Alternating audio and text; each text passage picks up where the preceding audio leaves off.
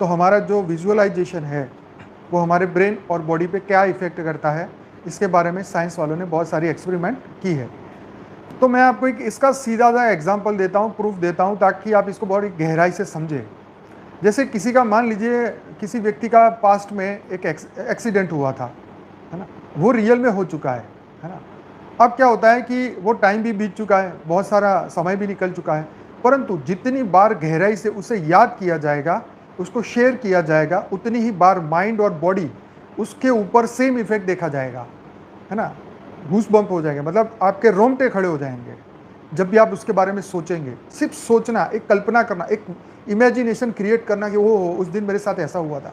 बोलते ही कई लोग रोने लग जाते हैं, कई बार इमोशनल हो जाते हैं, मतलब फीलिंग में आ जाते हैं, है ना। जैसा सोचोगे वैसा बनोगे। तो मतलब ब्रेन, आप जितनी बार ब्रेन में ये चीज़, अपने माइंड में जितनी बार ये कल्पनाएं करेंगे, है ना, पैनिक अटैक वही है, एक ऐसा डर जो दिमाग से निकलता ही नहीं, हर बार सेम इफेक्ट, दिमाग में भी, दिल में भी, बॉडी पर भी, जहाँ देखो बस सेम इफेक्ट। आपके मन में कोई धारणा घुस गई, एक घर में चोर आ गया, घर में चोर आ गया, बस दिमाग चालू हो गया, बस बॉडी एकदम थर थर कांपने लगेगा, है ना। डर, डर के मारे, आप जानते हैं ना डर क्या होता है।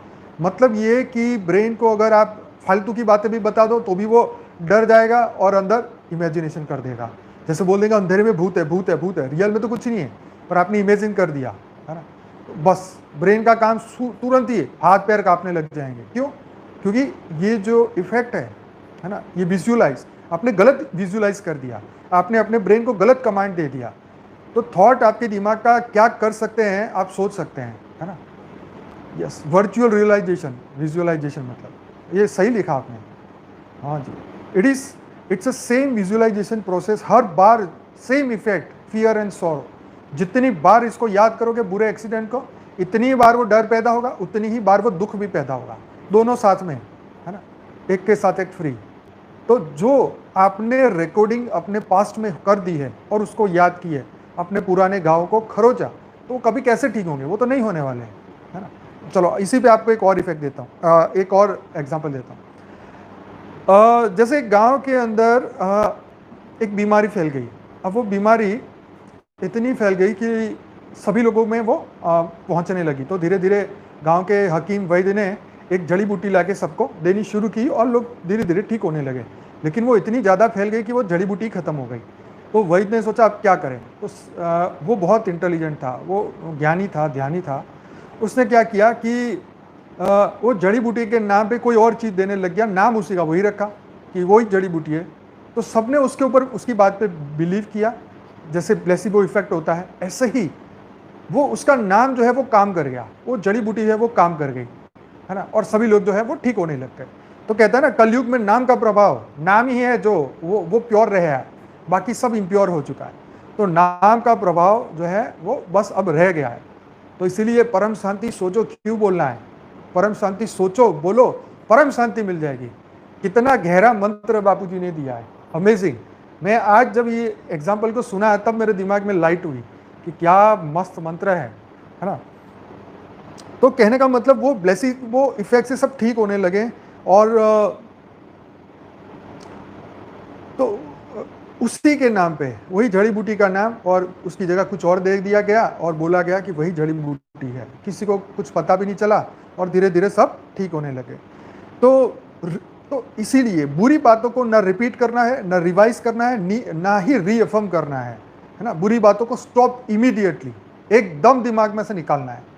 मान लो आपको कोई बीमारी हो गई, आपको कोई पास्ट में प्रॉब्लम हो गया, उस दिन जो घटा उसको फिर मत घटाएं, ना दिमाग में ना दिल में, ठीक है। क्योंकि वो बार बार आपके अंदर वही चीज खड़ी करता रहेगा, बार बार वही विजुअलाइजेशन आपको हिलाता रहेगा, है ना। यस। तो वैसे ही, अब ये तो सिर्फ हो गई आपके पास्ट एक्सपीरियंस की बात, परंतु हम जैसे ही हम पूरे दिन में गुस्सा करते हैं, ठीक है, दुखों को याद करते हैं, है ना, अपने पुराने गाँवों को किससे ताज़ा करते रहते हैं, तो ये सब वैसे ही नए कर्म बनते जा रहे हैं। सिंपल सी बात है, जो पहले तो बन चुके हैं दुख वाले कर्म, आज उसको याद कर करके फिर से वही नए कर्म बना रहे हैं, और वही कर्म फिर नए संस्कार बन रहे हैं, और ये जो कर्म चक्र है वो चालू चलता ही रहता है। क्योंकि आज जो मैंने कर्म किए वो मेरे संस्कार, नए संस्कार बनेंगे, और वही संस्कार फिर रिपीट होंगे, उस कर्म का फल लेके आएंगे। तो इसीलिए अपनी थॉट के ऊपर पूरा फोकस करिए कि ये थॉट शरीर में जाके क्या करने वाला है ना, ये कितना इंपॉर्टेंट चीज़ है ना। अगर आप मन से किसी से झगड़ा कर रहे हैं तो वो उतना ही खतरनाक है जितना रियल में आप किसी से झगड़ा लड़ाई कर रहे हैं। वही कर्म बनेंगे, वही आत्मा पे इसके लेयर्स जो है, कर्म के लेयर्स आत्मा पे चिपकते ही जाएंगे। 198 करोड़ साल से यही होता रहा है। जब भी मनुष्य धरती पे आया, ये 5 तत्वों की जेल में फंसा, वही रिपीट करता गया, वही फोकस करता गया, वही दुख, वही किस्से, वही कहानियाँ। उसने मेरा ये कर दिया, उसने मेरा वो कर दिया। अरे भाई समझो कि जो हुआ है वो कर्म के अकॉर्डिंगली ही हुआ है। किसी को फालतू में कुछ भी नहीं हो सकता है। ठीक, आप कहते हैं मैंने तो जीवन में बुरा किया ही नहीं। अरे भाई तुमने नहीं किया तो कहाँ से आया? भगवान तो तुम्हारी किताब में लिखेगा नहीं कि इसको दुखी करना है। भगवान के पास कहाँ टाइम है ऐसा। ठीक, तो आप ही की किताब से आया है, पिछली किताब से आया है, कैरी फॉरवर्ड होके आया है। मान लो, एक्सेप्ट कर लो, क्या फ़र्क पड़ता है? जो होना है वो होएगा, क्योंकि कर्म में फिक्स हो चुका है, तो उसका फल तो मिलना है। तो इसलिए डरने का क्या, बस एक्सेप्ट करो, हिम्मत करो ना। आप उस समय ये क्यों नहीं करते कि मैं इस कर्म को फेस करने के लिए हिम्मत बढ़ाऊं? जैसे ही वो कर्म सामने आए, मेरी विजडम बाहर आ जाए, मेरी समझदारी बाहर आ जाए, मैं इतनी शक्ति से उससे इफेक्ट करूं, उससे डिफीट करूं, मैं उससे लड़ूं, है ना, कि वो जो कर्म है वो फीका पड़ जाए मेरी हिम्मत के आगे, मेरे सामने वो फीका पड़ जाए। आपने देखा होगा, आज मैंने एक न्यूज़ में पढ़ा, एक बंदा जिसका एक पैर नकली था, वो पता नहीं 250 किलोमीटर तक दौड़ता रहा अपने मृत्यु से पहले। तो कितनी कमाल की बात है, विल पावर कितनी कमाल की बात है। तो यहाँ पर हमें ये समझना चाहिए कि हाँ, अपने मन और उसमें विचार ब्रेन पर कितना इफेक्ट लाते हैं। ब्रेन विवश हो जाता है, लाचार हो जाता है, क्योंकि मन अब शरीर का राजा बन चुका है। ठीक है, राजा किसने बनाया? अज्ञानी ने मन को राजा बना दिया। वो तो यही बोलते हैं, मन के हारे हार, मन के जीते जीत। करो फिर मजा है। फिर मन क्या करेगा? मन तो फिर तुम्हारा शरीर का भी राजा बन गया, अब तुम्हारी आत्मा का भी राजा बन गया। हाँ जी, आत्मा को क्या किया हमने? मन का मालिक बना दिया है, मन को मालिक बना दिया आत्मा को छोड़ के, है ना। तो जहाँ हमारी आत्मा हमारा मालिक था, उसकी जगह हमने मन को मालिक बना दिया। तो ब्रेन तो एक, कंप्यूटर की बात करूँ तो एक प्रोसेसर है ना। ब्रेन सभी विचारों का इफेक्ट बॉडी पे लेके आता है, विदाउट अंडरस्टैंडिंग कि ये शरीर पे जाके क्या करेगा। जिसका मन अशांत है उसका बीपी हमेशा हाई रहता है। कारण यही है, विचारों का खेल है। तो अब हमारी जो आत्मा है, उसके ऊपर के सूक्ष्म शरीर, कारण शरीर, महाकारण शरीर, ये सब हार्ड डिस्क जैसे बन गए हैं। जो डेटा आया बस भरते जाओ, भरते जाओ, भरते जाओ। जो जो कर्म किए रिकॉर्ड करते जाओ, करते जाओ, करते जाओ, है ना। सोचते जाओ, डेटा भरते जाओ।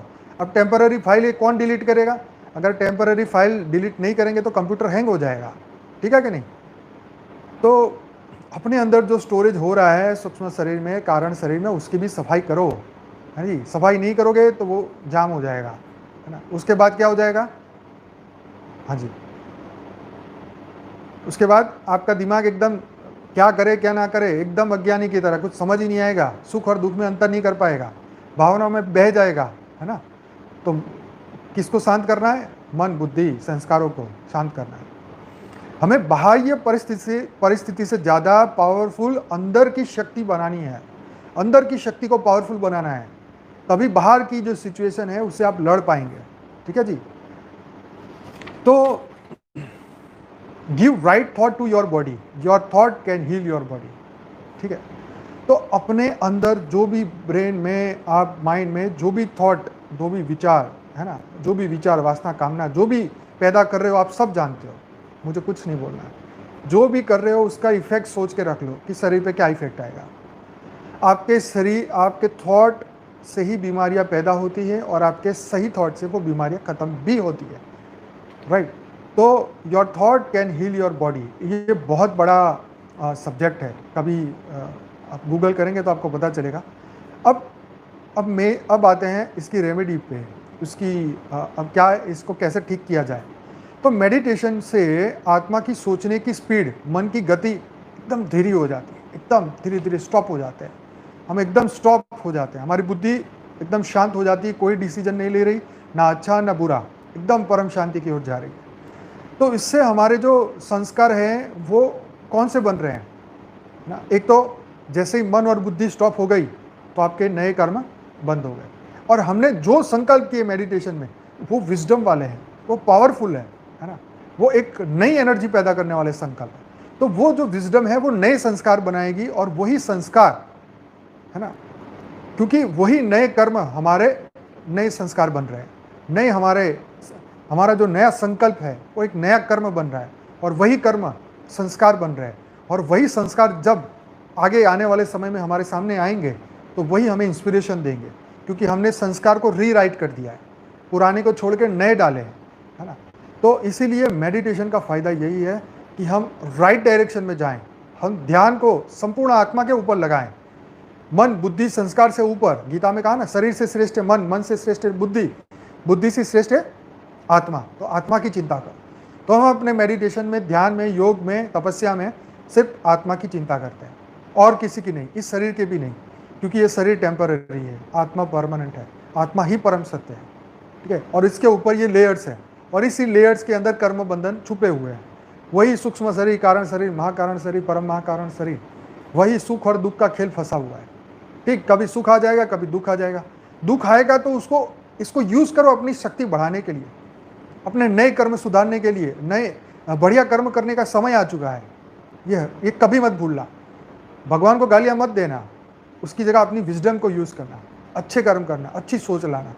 वो तो तुम्हें इतनी शक्ति दे सकता है अगर तुम अच्छी सोच लो, लेकिन हमारी बुद्धि में है ना 12 बज चुके हैं तो हम उल्टे काम करते हैं, उल्टा सोचते हैं। नहीं, राइट बदलो, डायरेक्शन बदलो, है ना। आप सोचो आपने जीवन में कितनी गलतियां की, इस लेक्चर को सुनने से पहले जीवन में कितनी गलतियां की, ब्रेन में क्या नहीं डाला, जो मिला डाला, जिसका फोन आया उसका सुना, जिसने कूड़ा डाला डालते गए डालते गए डालते गए। वो व्यक्ति अपने आप को हल्का करने के लिए फ़ोन में आधे घंटे में तो आपको जीवन की दुख की घटनाएं सुना देगा, ठीक है। मेरे तो जीवन में ऐसा घटा वैसा घटा। अरे भाई तेरे कर्म तू जाने, ठीक है। तेरे कोई किसी के कर्म लेने को तैयार है? बताओ, कोई किसी की बीमारी लेने को तैयार है? नहीं ना। तो फिर अपने ऊपर तो दया करो, दूसरे के ऊपर तो नहीं कर रहे दया, तो अपने ऊपर करो, है जी। दूसरों की बुराइयाँ, है ना, उस दूसरे की दुख चिंताएं कामनाएं क्यों ले रहे हो? कृष्ण ने तो बोला ना, ये तो सब मरे हुए हैं, है ना, इनका कुछ नहीं होने वाला, ये तो अज्ञानी है, सुख और दुख में अंतर ही नहीं समझ पाएंगे, इनके अंदर तो इतनी बुद्धि भी नहीं है ना। तो इसलिए उनको अपने कर्म पे छोड़ो, क्योंकि वो 84 लाख योनि में भटकने वाले लोग हैं ना, जिसको आत्मा का ज्ञान नहीं, जिसको आत्मा पे फोकस नहीं, जो आत्मा के बारे में सोचता नहीं, आत्मा के कल्याण के बारे में सोचता नहीं, पूरे दिन बस मन को खुश करना है, मन को खुश करना है। तक करो भाई, 198 करोड़ हो गए और भी हो जाएंगे 198 करोड़। ऐसे और चक्र ब्रह्मा के तो चलते ही रहेंगे, उनको कोई टेंशन नहीं। दुख तो धरती लोक पे हो रहा है, लोगों पे हो रहा है। जो अज्ञान की नींद में सो रहे हैं वो दुखी होने वाले हैं। अच्छे लोग तो यूं चुटकी बजाए और उड़ गए यहाँ से, उनको कुछ नहीं दुख होने वाला है, वो तो ज्ञानी है, परम ज्ञानी है, उनको कुछ नहीं होने वाला है। जो बुरे हैं ना वही फंसेंगे, ये भट्टी में वही सेके जाएंगे, है ना। तो वही गरुड़ पुराण पढ़ते रहेंगे, कभी सुख होंगे कभी दुख होंगे। उनको पता है हमने बहुत दुख पैदा किया है, तो हमें ही वो क्या बोलते हैं तलेंगे अच्छी तरह। गरुड़ पुराण में लिखा हो ना, इससे गरम गरम तेल में तला जाएगा वो जीवात्मा को, अच्छी तरह धोया जाएगा, मारा जाएगा, पीटा जाएगा। तो सुनते रहो गरुड़ पुराण, रोते रहो, बस निकलने का रास्ता मत ढूंढो। तो इमेजिन का मतलब क्या है? बहुत सही बता रहा हूँ। आपने अपनी न्यू इमेज क्रिएट की, ठीक है जी। आप जो चाहो, है ना, आप चाहते क्या हो पहले तो ये तय करो। जो आप चाहते हो वो आप अपनी इमेज को क्रिएट करो, वही है इमेजिनेशन, ठीक है। वही अपनी इमेज को क्रिएट करना, है ना। बाइबल में लिखा है God create a man with his own image. जैसे भगवान खुद थे वैसे ही उन्होंने अपने बच्चों को बनाया। तो कहने का मतलब यह है कि अब हम अपनी इमेज क्या बनाएं, व्हाट इज अवर रियल। पहले तो हमें आईने में जाके देखना पड़ेगा कि मैं किसका बच्चा हूँ। मैं मनुष्य का बच्चा हूँ, हाँ जी, गधे का बच्चा हूँ, किसका हूँ मैं? मेरी सोच क्या है, मेरी डेस्टिनी क्या है, मेरी इमेज क्या है। देखो, लोग सूरज को गालियां देते हैं, लोग भगवान को गालियां देते हैं, तो देते रहे, कोई बात नहीं, है ना। वो तो इतना पावरफुल है, इतना पावरफुल है कि आपकी कोई भी चीज़ों से उसको कोई फर्क पड़ने वाला नहीं है, ठीक है। सभी जैसे 10 पानी के अलग अलग बाल्टी भरी हो और उसके ऊपर सूर्य का प्रकाश पड़ रहा हो, रिफ्लेक्शन, तो हर बाल्टी में देखो सूरज सेम दिखेगा, ठीक है। बाल्टियाँ पानी खाली करने से, बाल्टियाँ तोड़ डालने से वो सूरज की इमेज को कुछ नहीं होने वाला है। कहने का मतलब ये है कि वो जो है वो है ना। उसको कोई फर्क नहीं पड़ने वाला है। आपकी इमेज को कोई खराब करे, बुरा करे, कोई फर्क नहीं पड़ेगा। आपकी इमेज वही रहेगी, क्योंकि आप वही अविनाशी के अंश हो, वही परम लाइट, परम प्रकाश के चैतन्य स्वरूप हो। आप जड़ नहीं हो, आप चैतन्य हो। हर बार ये याद रखो, बेहद के बाप के बच्चे बिल्कुल बाप समान है। बहुत सुपर बात है। तो इमेजिन, हम अपनी इमेज बनाएंगे, परम लाइट परम प्रकाश की हमारी इमेज है, वही बनाएंगे। ये तो बॉडी तो उसका रिफ्लेक्शन है, सिर्फ रिफ्लेक्शन। जो इमेज थी उसका रिफ्लेक्शन ये बॉडी है, ठीक है। तो बॉडी इंपॉर्टेंट नहीं है, इमेज इंपॉर्टेंस है, क्योंकि इमेज को याद करने से, मूल स्वरूप याद करने से हमारा ब्रेन उसको, वही इमेज को देखता जाएगा। हमारे अंदर भी वही परम लाइट परम प्रकाश जो हमारे बेहद के परम पिता जैसे हैं, उसको हम देखेंगे, उनसे हम लाइट को प्राप्त करेंगे। हमारी आत्मा भी वही पावर, वही लाइट को, उसके समान बन जाएगी। कितनी सुपर बात है ना। तो इसके साथ साथ सोल क्लींजिंग है ना, आत्मा की अच्छी तरह सफाई। आत्मा की सफाई तो हो नहीं सकती, सूक्ष्म शरीर, कारण शरीर, महाकारण शरीर, परम महाकारण और ये स्थूल शरीर, पांचों शरीर को धो डालो, अच्छी तरह धो डालो, परम पावर से, परम लाइट, परम अग्नि से, है ना। पांचों तत्वों को शुद्ध कर डालो। यस।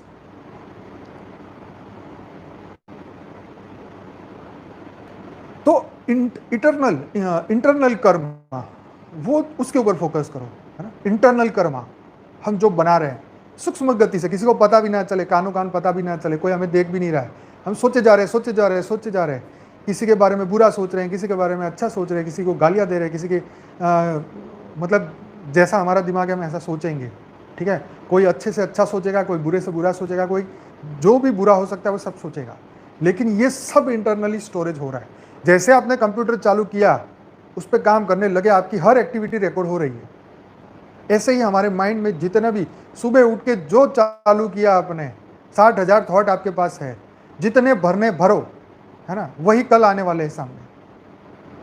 तो हिम्मत है तो अच्छे भरो, और अपनी बर्बादी करनी है तो बुरे भरो, है ना। तो कहने का मतलब यह है कि इटर्नल कर्मा पे फोकस करो, अंदर के कर्म जो सूक्ष्म गति से सामने आ रहे हैं, हर पल हम बना रहे हैं, है ना। तो इसी के ऊपर फोकस करो। मौनी बाबा बन जाओ, साइलेंट में चले जाओ, एकदम परम शांति की अवस्था में चले जाओ।